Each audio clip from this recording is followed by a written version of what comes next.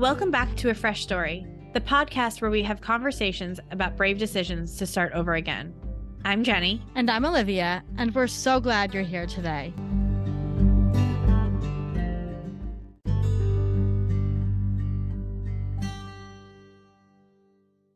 Hello, sissy. What's going on? Not too much. I just had for lunch my favorite thing to have for lunch, which is a sandwich. You are a sandwich queen. I love sandwiches.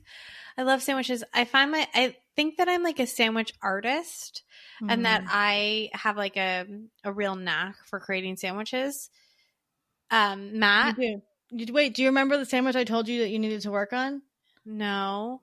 I've had a challah of a week with a challah bread. Yeah, you need to work on that one. I got to work on that. Yeah. So our guest today, Matt, actually has a sandwich named after him.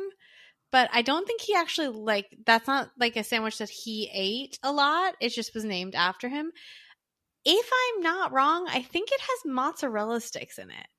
Yeah, there was like a sandwich with mozzarella sticks in it. Yeah. There was a number of sandwiches and mozzarella sticks from that place. I think it was in Queens. Yeah. Yeah. I mean, it's a thing, I guess. I like sandwiches with French fries in them. So I'm going to be very honest with our audience. I don't really like mozzarella sticks. I hear that. I understand. I'd rather have chicken fingers.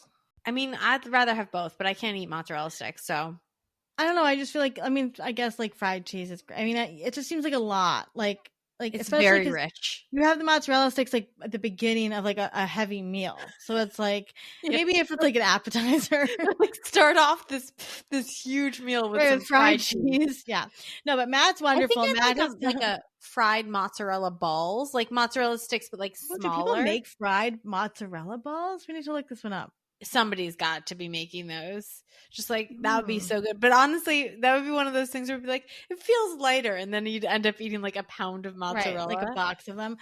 Matt and I met through the podcast community, and he is an entrepreneur. He's a speaker. He is a really big fan of supporting your people. He has sent us and said so many wonderful things about our podcast. And so when we invited him on, and he was just thrilled, and we were thrilled to have him. And it was a wonderful conversation. You know what I really, really loved about this conversation? It's really about mental health and men's mental health, and how he really accepted that he needed to do certain things for himself, and he did them. And it's a beautiful conversation about mental health. So we laughed, we got into it. It's about growing up, and I think you guys will really enjoy this conversation with Matt. And also, don't forget to check out his podcast, Decoding Success, which also has a ton of amazing guests on it as well. Yeah, my personal business goal is for Matt to invite us on Decoding Success, because then I'll know like we've made it. Because he's had like Daymond John on there, right? Like, oh my gosh, Matt has like the most amazing guests. He has my favorite psychic, John Edwards is on there, which is one of my favorite episodes he's done. He gets like big names, and I want him to be like, okay, you guys have made Matt it. Matt knows everybody. Matt is he has some really interesting, I cannot remember if we talked about this on the podcast or not. I think we marketing tactics. The marketing tactics he has to get people onto his show is taught me so much, and he's really been such a fan of supporter of A Fresh Story. So we adore him, and enjoy this episode with Matt. Please remember to rate, review, and subscribe to A Fresh Story so that we can keep telling fresh start stories.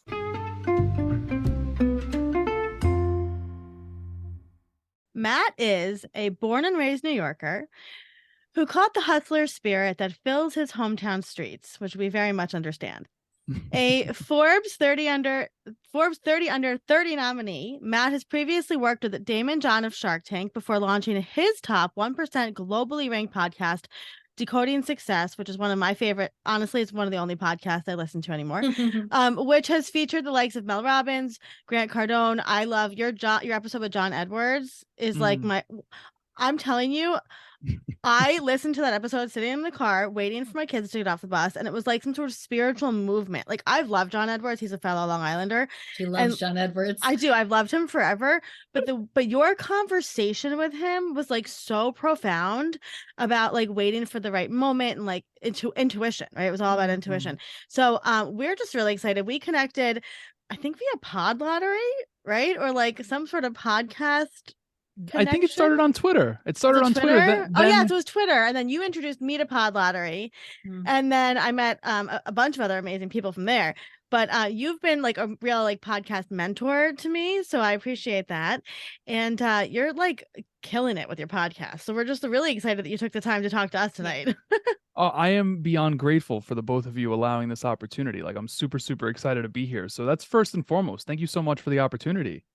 Yeah, no, you're awesome. To have you here. And like you truly, for anybody listening, and we'll share all the links, but like your podcast it's so interesting. You have the best guests. I don't know how you get the guests you get. I'm gonna be honest. Every time I like see a new guest, I'm like, Jenny, look who he has on the show. Yeah. But it's a great podcast. It's really it's inspirational, it's educational. So and then you're also just a huge proponent of podcasting in general and the community, which is such a beautiful community that people are not really talking about.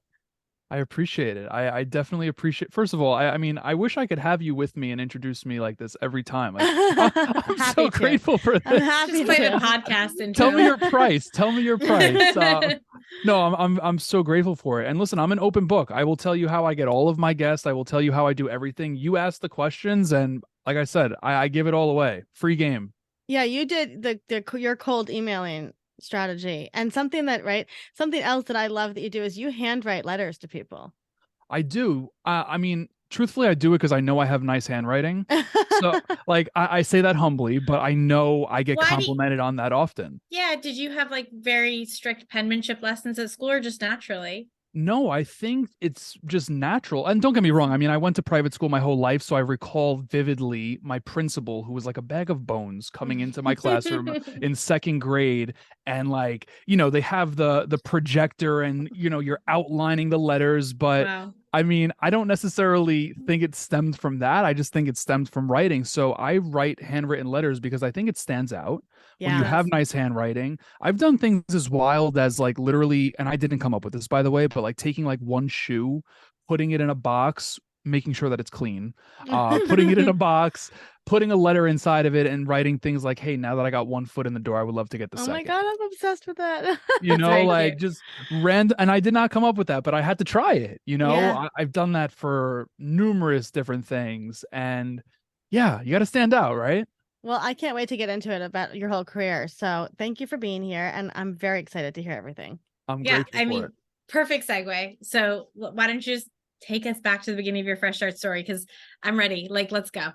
Well, we all have a bunch of fresh starts, right? Mm-hmm. I think that was one thing that I was pondering on just as this moment approached. It's like thinking about it. I mean, I even think I had more fresh starts than maybe I've earned, but by the grace of God, by the grace of the universe, whomever you may believe in, I've been blessed. I think the most profound for me, I'm going to compare myself to an animal that I would prefer not to be compared to, but that animal would be a snake.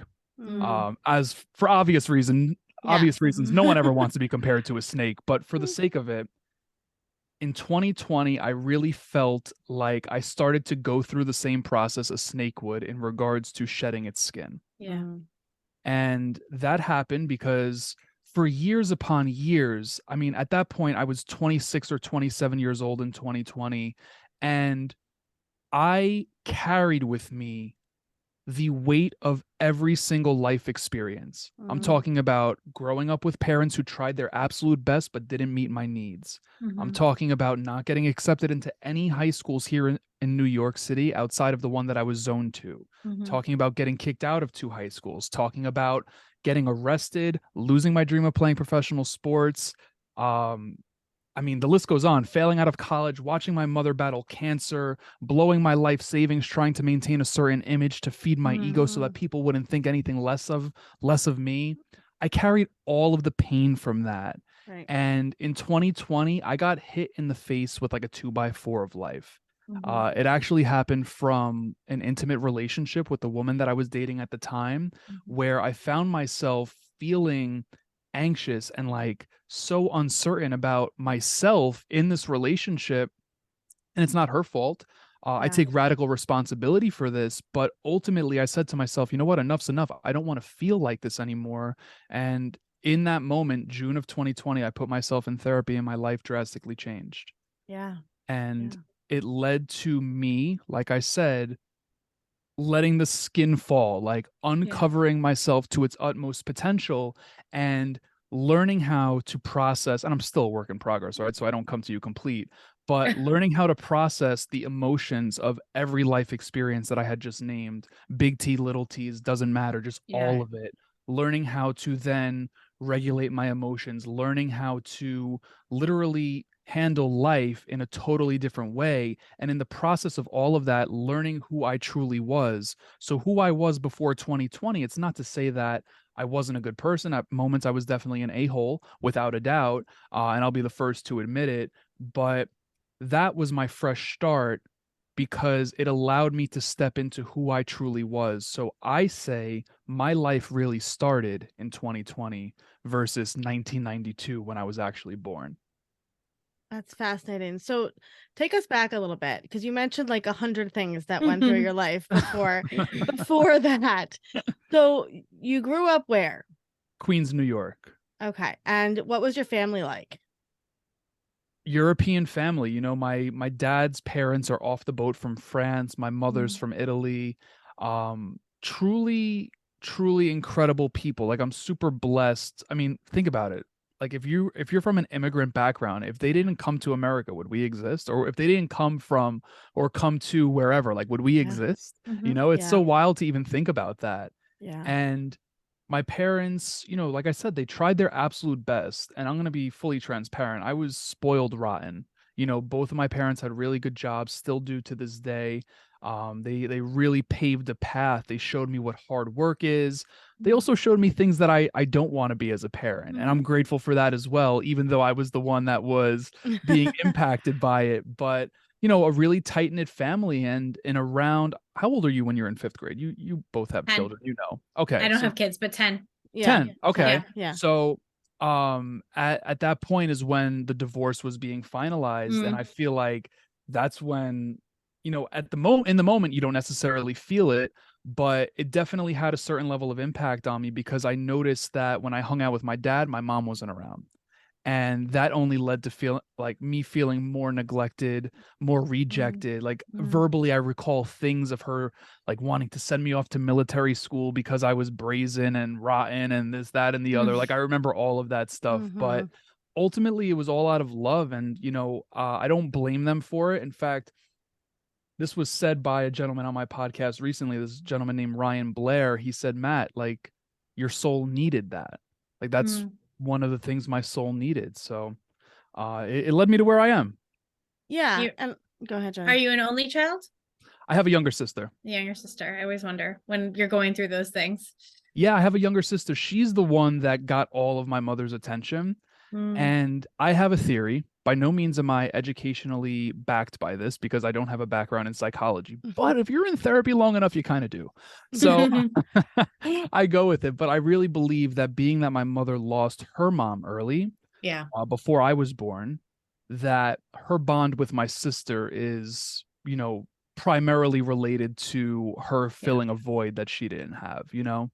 I think that sounds very accurate. I think sometimes they becomes this sort of mother-daughter, daughter-mother sort of back and forth that they go through. Exactly. Yeah. Exactly. You know, one of the things, because I was 10 when our parents got divorced too. And one of the things, the lessons that I took from that is it makes me able to relate to so many more people, right? And so as like a podcaster and a friend, and like you do so many different collaborations with people, I'm sure that even though it's like, you know, divorce is like somewhat normal for a lot of families, whatever, it's still like gives you that way to relate to other people and say like, no, I've been through it, right? And I my family went through stuff. So your parents got divorced. Did they live close by to each other? Yeah, I'm so grateful for that. You know, my dad, he really took pride in having children and he really, really wanted to stay close by. So he, you know, got a place in the same neighborhood. And like I said, I was spoiled rotten. I had 2 Xboxes, 2 PlayStations, 2 GameCubes, 2 computers, you know, 2 of literally everything. And I'm grateful that they wanted me to have that life, you know, like they didn't want me to feel some type of way of going to dad's house, although I did, because, you know, I grew up in the house that my mother kept, and that's where Right. all my childhood friends were, you know, even though they weren't far, like that's where they were, like that we played manhunt outside, red light, green light, tag, this, that, the other. So luckily he did stay close though, which was great. And so then you go to high school, and then you mentioned something about high school. So what happened there? Yeah, I mean, I never performed well academically, not because I was dumb, but because I utilized being the class clown to receive the attention that I wasn't getting from a positive standpoint.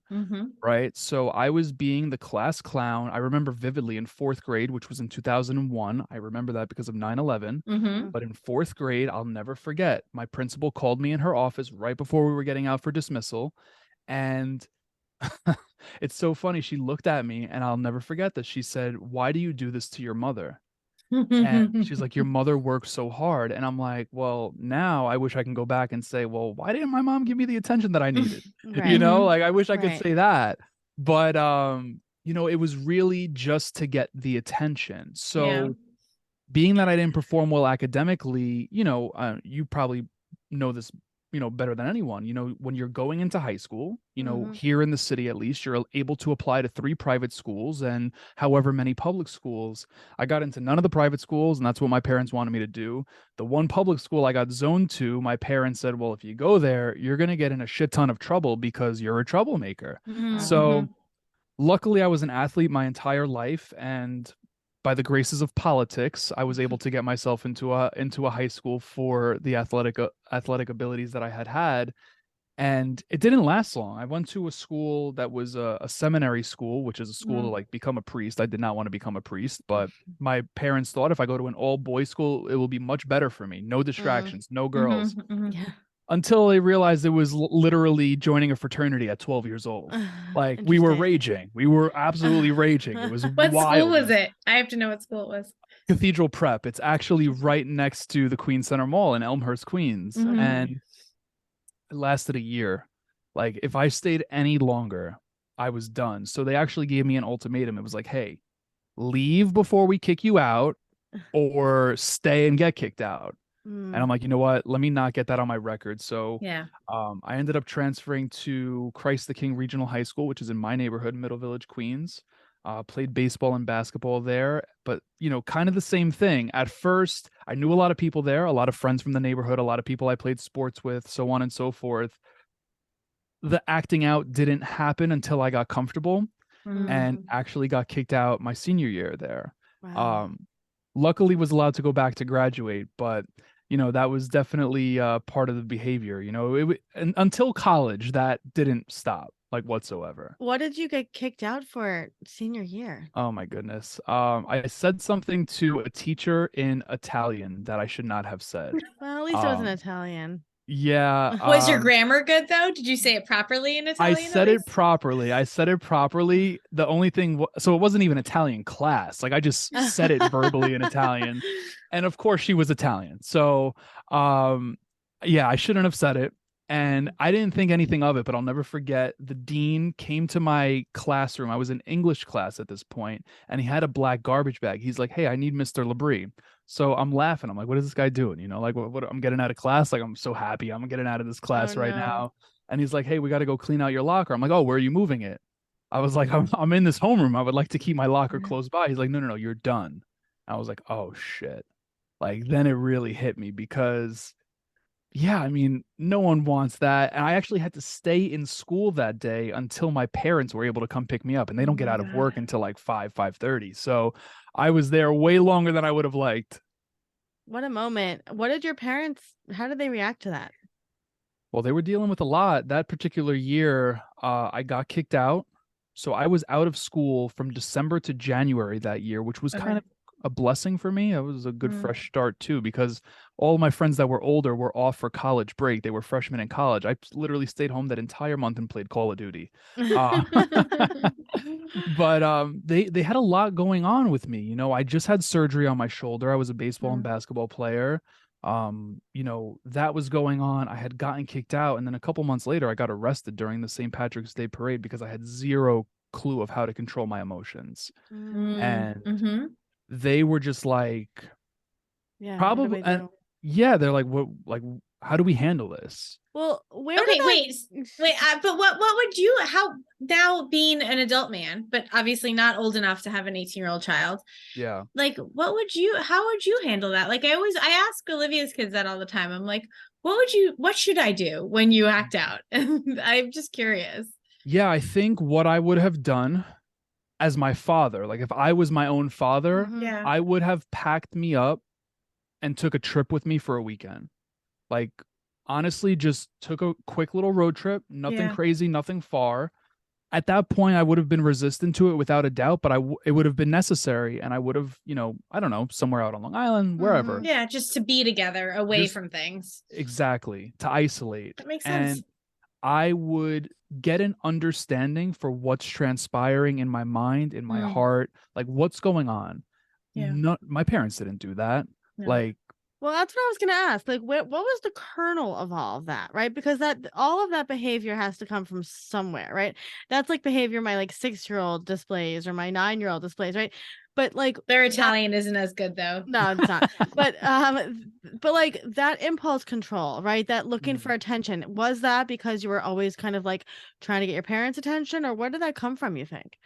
I was a lot of things, from a friend perspective, like in the classroom, I was trying to be accepted, to be loved, and I didn't need to do any of that to be accepted or loved, but I didn't know that in that moment. Like I thought that's why people would laugh, or that's why I was a part of these friend groups. It's because of the way I acted. Right. And then I think, and it's crazy because when my parents got divorced, my mom started dating someone right away, like almost instantly, and he eventually moved into the house. I literally felt like the bottom of the totem pole.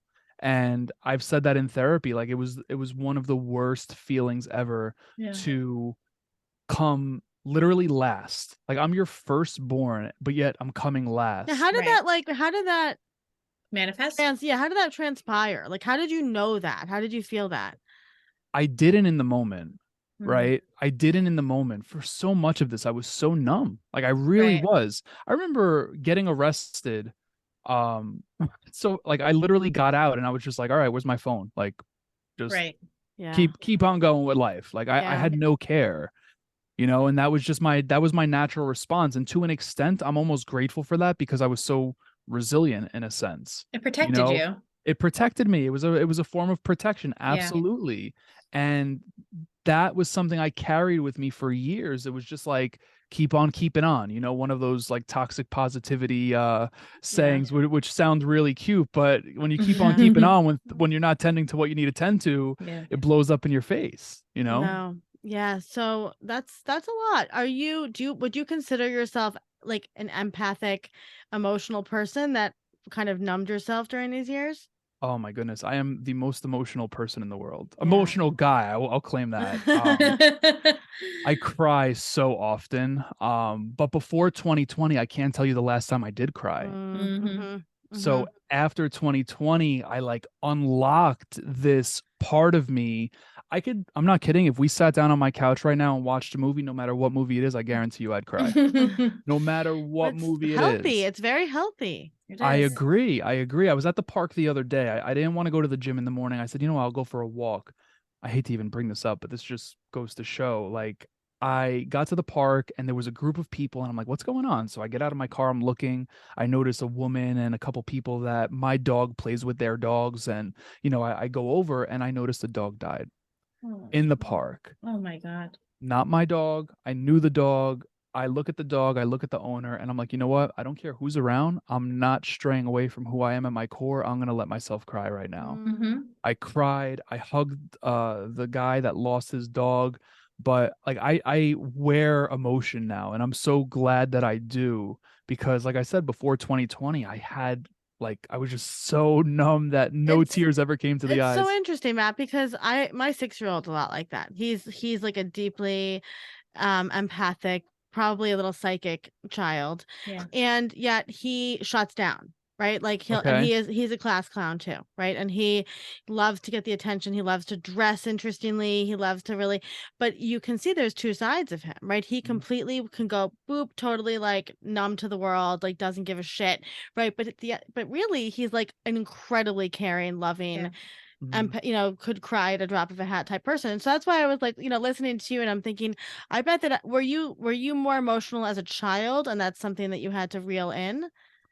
I'm not sure. Like, I remember glimpses of childhood where I was like not believed for things I was saying. I remember moments of, my parents pushing me away when emotions came up. So obviously those types of things definitely impact. Um, I guess I was emotional as a child, and then it turned off at a certain point where it was like, hey, like this isn't cool. And there were other instances, right? Let me give you these, because these don't actually come from my household, but I remember vividly in 4th grade playing basketball. I was on defense and this one kid was like torching us. He was so good. His name is David Ortiz. I actually played high school basketball with him, but in elementary school, he was like cooking. He was so good. And my coach was like, Matt, you need to step in front of him and take a charge. So I did. The referee called a charge. It was our ball. Everything was great. So we come back down the court and I had tears in my eyes. Like I was proud of myself for doing something right, like for doing something for my team. And my teammate had saw, and he looked at me, and this gentleman's name is Chris. I won't say his last name, but I'll never forget it. And Chris had looked at me and he said, dude, don't cry. Now this is in 4th or 5th grade, whatever it was. Like moments like that. Yeah. When you're being judged for showing that emotion, it programs you. Yeah. Olivia and I talk a lot about that because, like you said, her 6-year-old he's physical and he's, in school and he's playing soccer, and she got a call the other day that like, he blocked somebody during a soccer game and he pushed a kid. And I was like, it's soccer. Like, that's going to happen. But then you have other kids commenting on what's in his lunchbox and what he's eating and stuff like that. And it's like, that's the stuff that sticks with you. No kid is going to, the story that you just told isn't some guy pushed me during basketball. That's what happens during basketball. The story you told is I was judged for who I was and for having human emotions. And like, we always said like, words don't hurt me or whatever. That's what we were all taught as kids, but like they hurt more than anything. You carry that with you for the rest of your life. I wonder so much, talking about your relationship, and you don't have to get into that if you don't want to, that, led you to therapy in 2020, how your friendships, how your relationships are different now, because so different. I left my ex-fiance in June 2021, and I told him, I was like, if you can just go to therapy, I was like, and like figure out your emotions, like you will be like dangerous to the world. Like you're gonna be like so powerful, because I think a man that knows his emotions is such a powerful force. Absolutely. Yeah. I mean, my life has drastically changed. Like there were things that I found the norm for me, right? Like that particular relationship that really helped revolutionize my life, that was my norm, because the neglect I felt in that relationship, even the rejection, I said this the other day, I'm like, wait, I felt rejection in a relationship. That's so odd, but it's true. Yeah. And all of that was my norm, because that's my core wound for the most part. Like that's what I grew up with. So after that, the minute I sense anything of that nature, like you curve a text of mine, or like I'm not chasing. Like I'm not here. What's curving a text? I don't know what that means. Curving a text is like ignoring a text. Yeah. Okay. So even I knew that. We're learning here. But yeah, like little things like that, I just don't tolerate, and I actually find them to be like immature. Like what? And listen, sometimes you miss a text. I'm not getting at that, but you understand intention. There's a certain amount of like you can figure that out. Yeah. Exactly. So yeah, and then even like with friendships, I'm very used to, or was very used to, like locker room talk between men, where it's like we poke fun at one another. And do I have friend groups that still do that? Yes, but I don't tolerate it the way that I previously did. Like there were times like I would really feel my emotions boil because of like things that were being said in like a group text, and I'm like, this is just a group text amongst friends. Like, what is Yeah. going on? So I've been able to like remove myself from situations and not allow others into my sphere, you know? I love that. So take us back to like the beginning of your career, because you've had a very interesting go at it with your career. How did that all come to be? Well, at 17, while we were talking about all of the big T's and little T's, at 17, I mean, life was still working in my favor while it didn't seem like it. I really wanted to be like other people, specifically older people that I found myself around.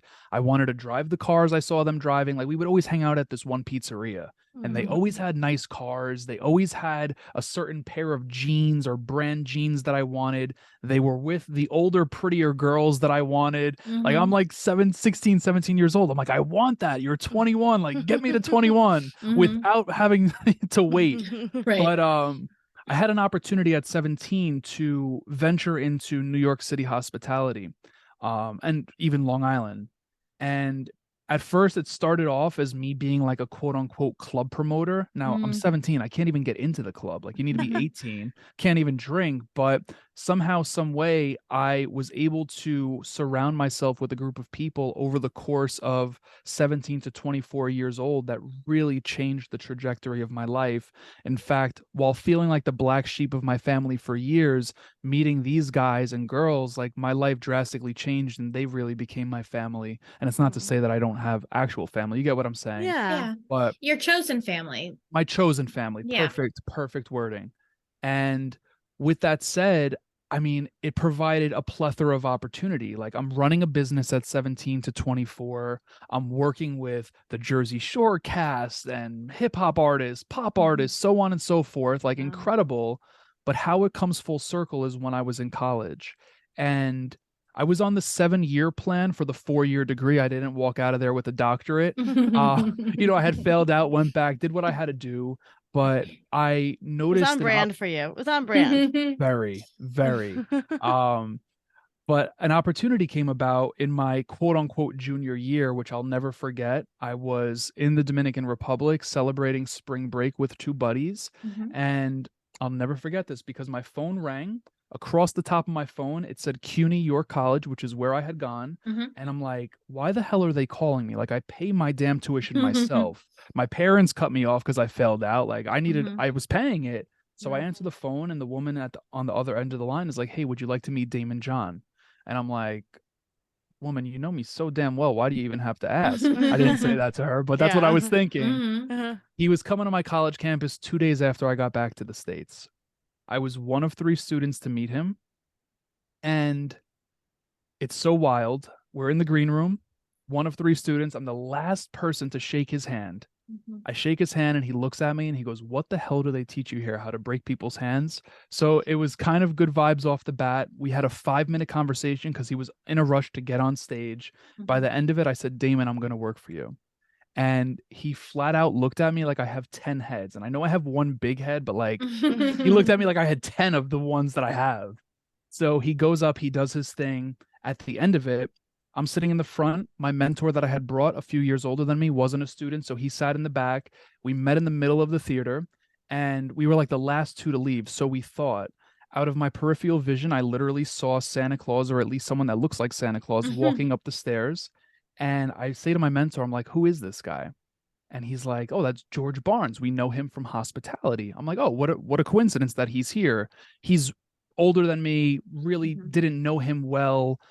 He worked on a few of our events or events that we collaborated on. So we go out of the theater, we meet with George. Lo and behold, this is where it all connects. George works for Daymond.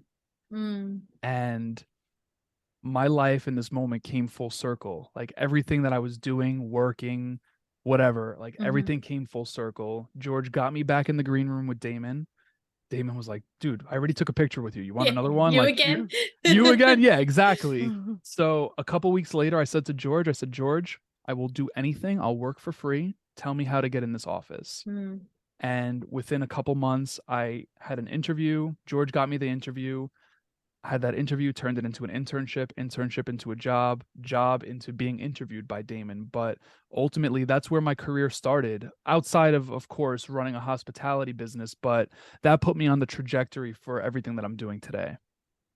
That's amazing. Like, and when you think back to like those like magic nights, right? It's like that Mhm. magic moment that like everything came together. If you hadn't been there, right? Like then none of this would have happened. So what was your experience like? Did you end up working with him? Yeah, I worked with him for 3 years, in total, and, I mean, on a daily basis, being in proximity of him, like, really, really pulled me in a positive direction. Mm. I sent Yeah. him an email literally on Thanksgiving Day of this year. I said, "Hey, Daymond, you always used to bust my balls about being my father," which was, like, an ongoing joke. Mhm. I'm 6'5", he's, like, 5'5", so it wouldn't Okay. work out well, but, You're 6'5"? I That's am. very tall. So I said to him, like, listen, you might have joked about being my dad like for Yeah. X amount of years. I said, I just want to let you know, like, you truly are like a father figure to me. Mm. And So while I have a nice. dad in my life, that was the type of bond I had with him and still do. It's just more distant. I don't see him Right. every single day in the office or talk to him every single day for work purposes. But I mean, he taught me so much. And to be honest, he dealt with a lot because I was very outrageous in that office. That is funny. You have people like that are like your mentors, and then like you don't Mhm. necessarily see them every day or talk to them, but like they're like Yeah. family.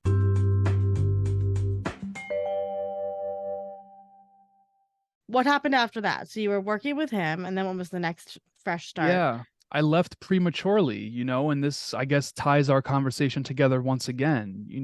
It was after my second year with him. I get the 1 year raise where we're going for the next round, and I get yet another raise, but I'm like, you know what? I really want a promotion. So I had proposed the promotion to the president of the company right before we went into summer. And of course, summer is when they're filming Shark Tank. I went to Europe for 15 days. They went to Europe for 15 days, came back, went to Shark Tank again. So we were super, super busy as a company at that point. And my promotion was kind of getting pushed to the side. But it's also because not any of their fault. It's really my fault because I was scared of conflict and I felt like me not approaching or speaking up for myself led to me feeling neglected. So that's why I say that this comes full circle because that neglect made me think the best move to make was to just leave, Yeah. right? To avoid the conflict because that's just something I was doing, was avoiding conflict at that point, and it felt more comfortable, right? It's like, oh, you're neglecting this, like I'll just get You out of know here. that. You know how to do that. Yeah, exactly. So I had left, and I'm gonna be honest, I had no plan. This is in 2018. Like I was so arrogant.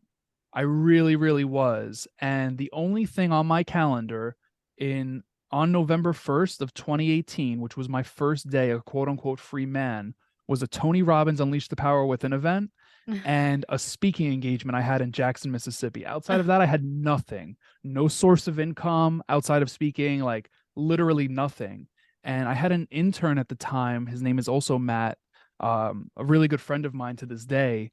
And he would always bug me. He's like, dude, you need to start a podcast. I'm like, bro, when do I have time to start a podcast?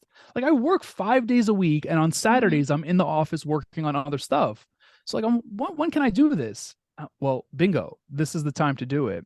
So, December 4th of 2018 was the launch of Decoding Success, which was, I'm very grateful for it. Obviously, I might not sound it because of, saying that I left prematurely, but it led me to where I am. Yeah, you've been doing it a long time. 5 years.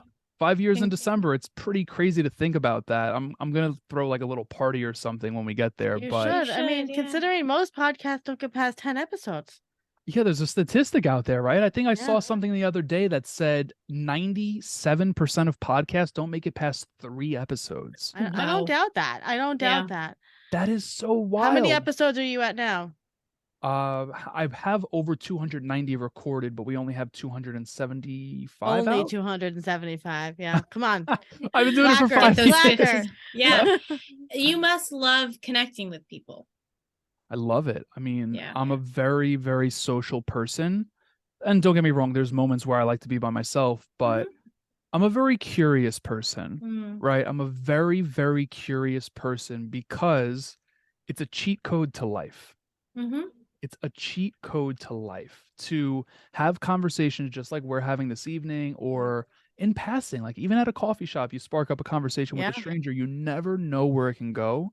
You never know who you're talking to. You never know who you can impact. I'll never forget this. I was in dinner in Europe, and the guy next to me, we were at a very nice restaurant. It was actually in the French Riviera in Monaco. The guy next to me was from Connecticut. What the hell are the chances of that? Like, we never know. So I'm just super, super curious. And the podcast has led to so much growth. Like, I will embarrassingly send the both of you my first ever episode. It is so cringe, but it's just led to a plethora of growth, and I'm like beyond grateful for that. So what has been like, and this is like, maybe you don't have an answer to this, but like your top couple episodes or people that you've interviewed? Oh, that's so hard. Well, I'll give you number one. It might not be like the most impactful episode to anyone other than myself, but at the time I had interviewed my 89-year-old grandfather. That's very cool. Yeah, I'm so grateful for it. He's still kicking. He's actually turning 92 next Saturday. Amazing. That's amazing. Happy birthday to him. I love that. I appreciate it. What a special gift to have. It was very, very special. And I said to myself, you know what? Like, this might not be the most downloaded episode ever. Like, going from, I don't know, Mel Robbins to my grandfather, but I'm going to do it because this is a keepsake and I have this platform for that reason. Like, I'm just going to do that. We had a really good conversation. He actually cried. So it was really, really enjoyable. I would say that's number one. And then, I mean, there's so many. I would say this. I will tell you the biggest takeaway from all of the episodes. And the biggest takeaway from all of the episodes is embracing the in-between moments. Yes. And what I mean by that is, the whole premise of the show is to shed how you define success, right? Get rid of the conditioned, programmed way of defining it and define it for who you truly are. But we can't just go from A to Z like that. So what I suggest and what I've learned through this platform is embracing B to X. Like, B to X, where you might not necessarily have a definition for how you define success or what you're looking for in a partner or what you want to do with your life. Like, embrace that in between. And that's a moment I'm in right now. Like, I'm in the in between, and that's okay. Like, we need to be happy with the in between because it's a really meaningful time in our life. And I think we want to go from destination to destination so quickly. I mean, at least I do. And it's like, yo, pump the brakes, slow down. Like, where you're at is where you're at. You're here for a reason. You're supposed to be here. Otherwise you would be elsewhere. Embrace it. I think that the more you surrender to the in-between, and get to those destinations, you realize that those destinations are also just in-betweens. So you kind of spend your whole life in the in-between, and you have to be comfortable with that because there's so few moments in life where you're like, and especially for people that aren't actors, like, we're not going to win an Oscar. We're not, you know what I mean? Like, it's not gonna be like, yes, this is the moment of my life. I've done it. Even then you still have to take the next meeting with the next writer the next day to make the next movie. So it's all in between. So I think it's very important. Absolutely. Yeah, it's important, and I would definitely say that. And no one actually like said that verbally on the show, but when you listen, when you listen and when you have these conversations, it's like, okay, cool. Every single person I speak to has a where they were and where they are. It's like, all right, cool. That in-between moment's so important. Yeah. So what's coming up for you? What's next? What is next? Good question.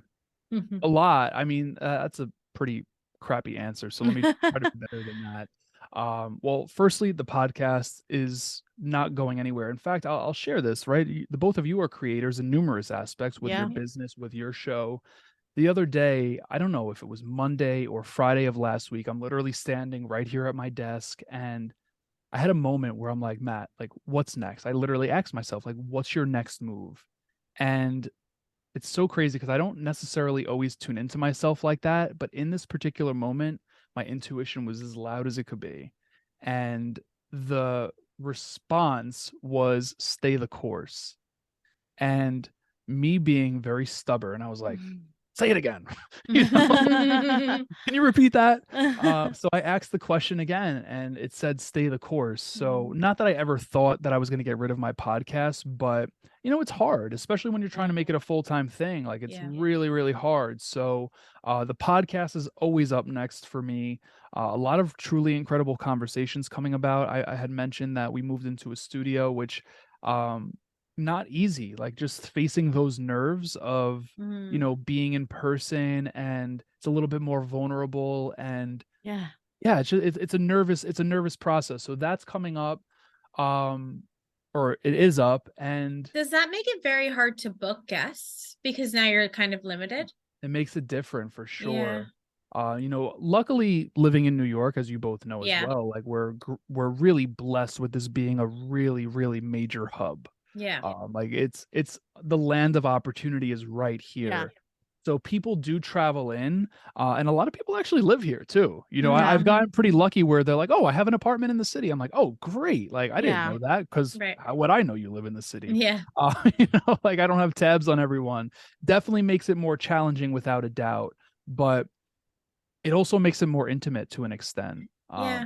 And I think that's, another addition of nervousness, because when you make it more intimate, people see another side of you, and it's a whole thing. So we're getting there though. Yeah, and that's like, and you do video too with your podcast, and so that's like a talk show, really. I mean, that's you're sitting there and interviewing these people. You have to perform, right? I mean, what a great way to, and this is not the best term, but like you use the therapy that you've been through, right? But like to be the best person that you can be, and the most empowered and healed person or healing person to show up, because you can't show up authentically for people if you're not gonna get in touch with your feelings, and then people aren't going to show up for you authentically. 100%. It goes back to what we were talking about earlier. The more I worked on myself, the more, and this is what's so crazy, because a lot of my life I lived with the external. My worth was external. My worth was attached to whatever else. Like everything was outside of me. But the more I turned inward, the more the things outside of me developed. Right. So I can't meet the both of you here this evening. Once again, I'm very grateful for this opportunity, but I can't meet the both of you here this evening and talk to you the way that I can if I didn't do what I did and do what I do. Right. And that goes in numerous different capacities. Like I can't talk to, and I'll use her as an example, like I can't talk to Mel Robbins the way that I talk to Mel Robbins without doing what 100%. I do. So it's a blessing. It's absolutely a blessing. And I like the word that you use, performance, because there are times I don't want to perform. And that's another reason I get nervous. I'm like, oh, I don't want to perform right now. Like you got to be in the mood for it, or you got to get yourself in. Are you still doing speaking engagements? I stopped. I had a trip from hell. I should really be careful with how I word this, but as you know, I'm a boy born and raised in Queens.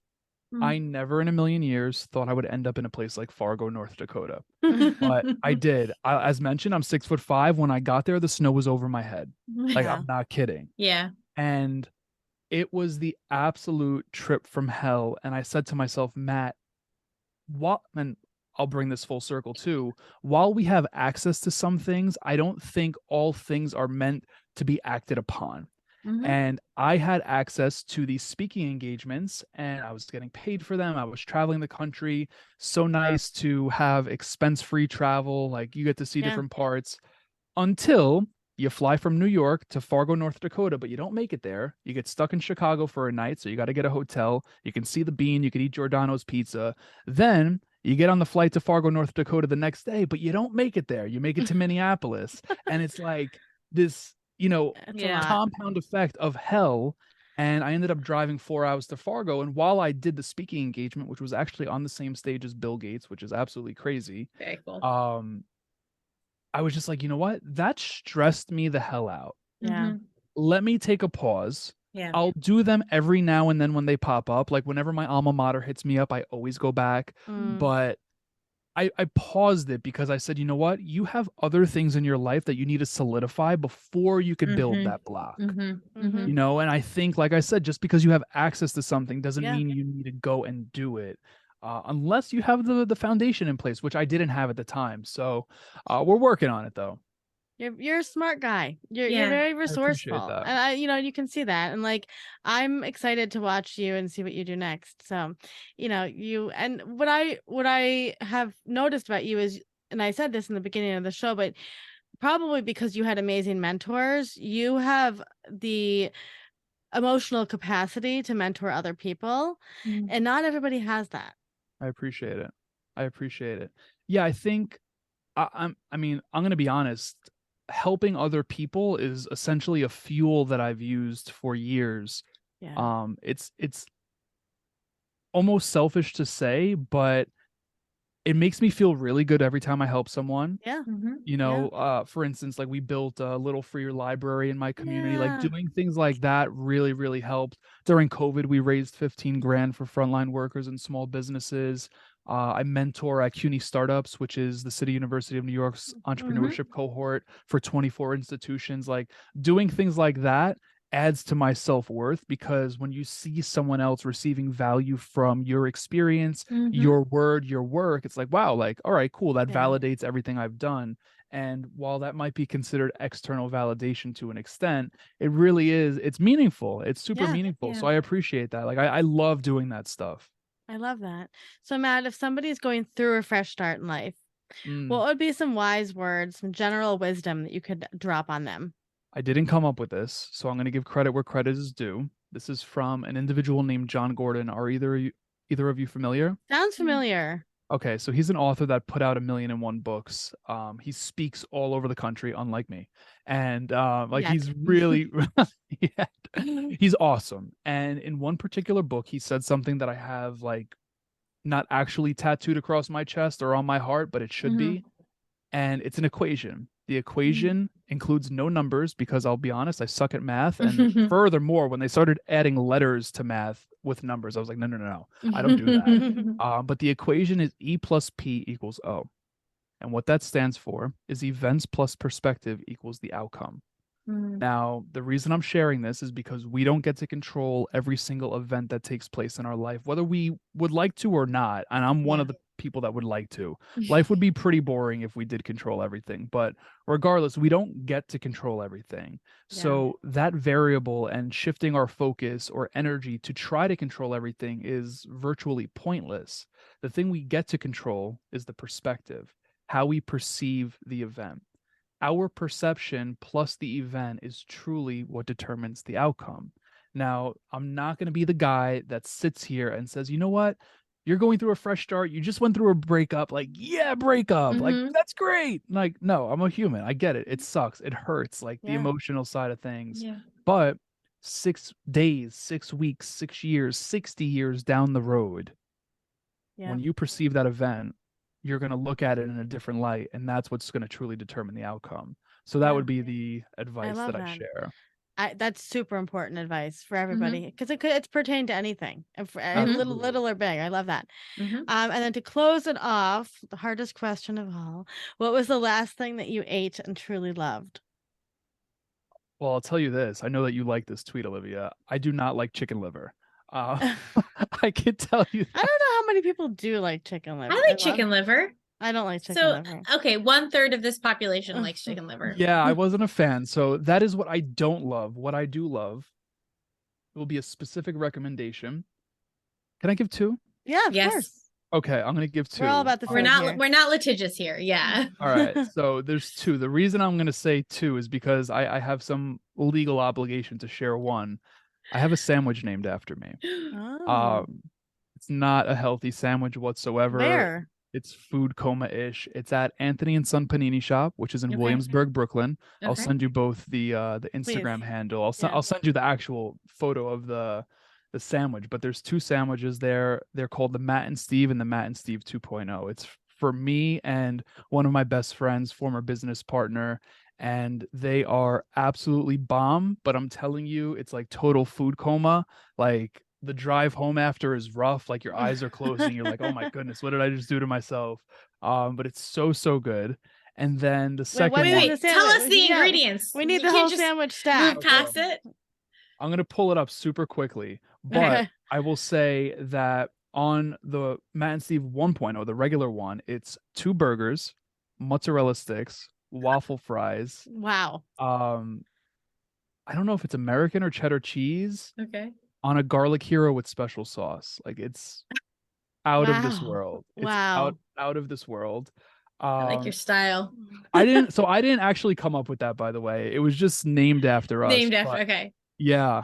The second one is how do you even bite that, Matt? How do you like put that in your mouth? Well, it's long, right? So it's a hero. Yeah, it's a hero. So it's 2 burgers. It's not 2 burgers. Okay. Yeah, it's not 2 burgers. It took me a second. Yeah. Okay. It's like they're cut into like halves and then spread across. But yeah, it's still, pretty. You got the mozzarella sticks and other cheese. Yeah. And the waffle fries. I love fries on a sandwich, though. This needs to be a podcast episode in itself. Yeah. Wait, so the sandwich. So what's the other one? Yeah.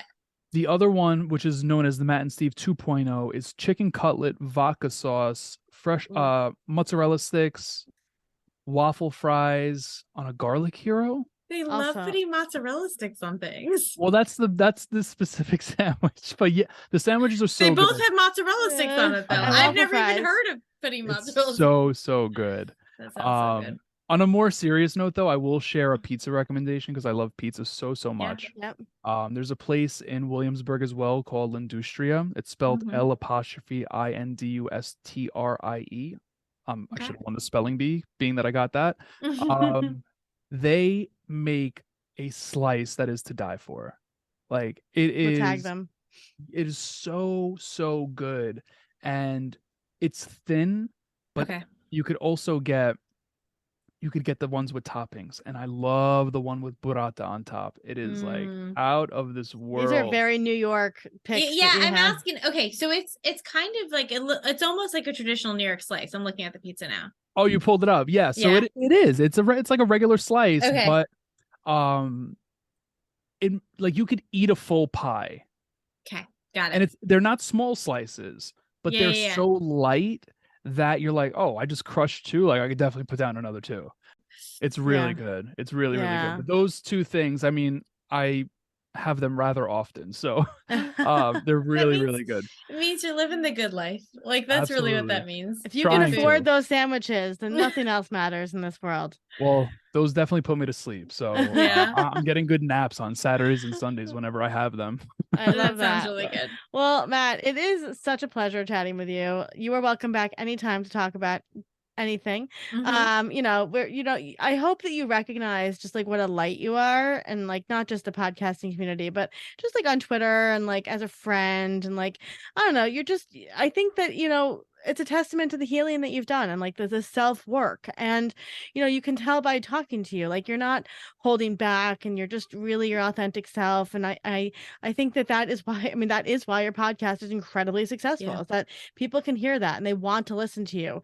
They want to hear, because often when you have an interview style podcast, and we get this, people are like, oh, we love to hear the 2 of you banter, and like the guests are great, but we love to hear the connection between the sisters.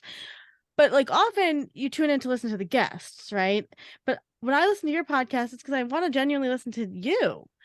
And like that. And I think that's You're gonna make me cry. No, it's good. It's good. I'm glad. But like I think that's again, I want to go back now and listen to the podcast before you went to therapy, because I'm curious to see the difference in your hosting style, because you're clearly somebody that has done the work. That's just the best way to put it. And like I hope that you wake up every day and recognize that like no matter what you do next, you're going to be successful because you are on the right path.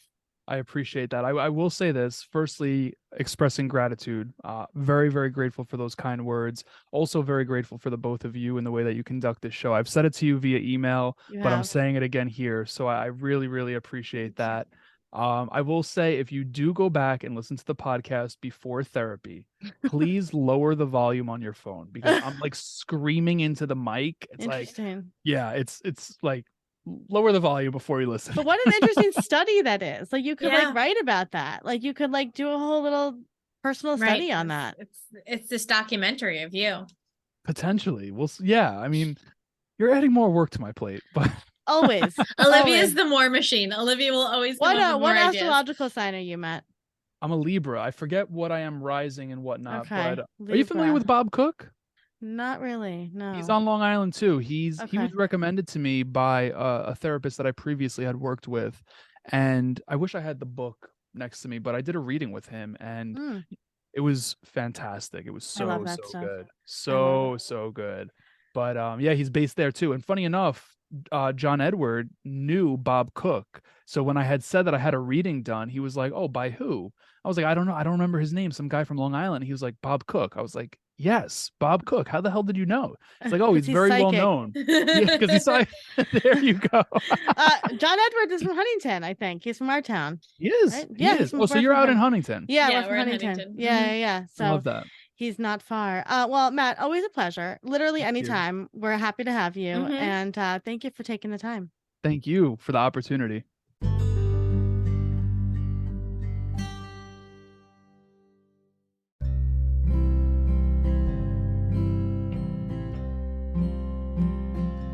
Thank you for listening to today's story. We're always here and we're proud of you. A Fresh Story is produced by Fresh Starts Registry, the first and only platform for everything you need to begin again. You can read the show notes and learn more about today's episode at afreshstory.com.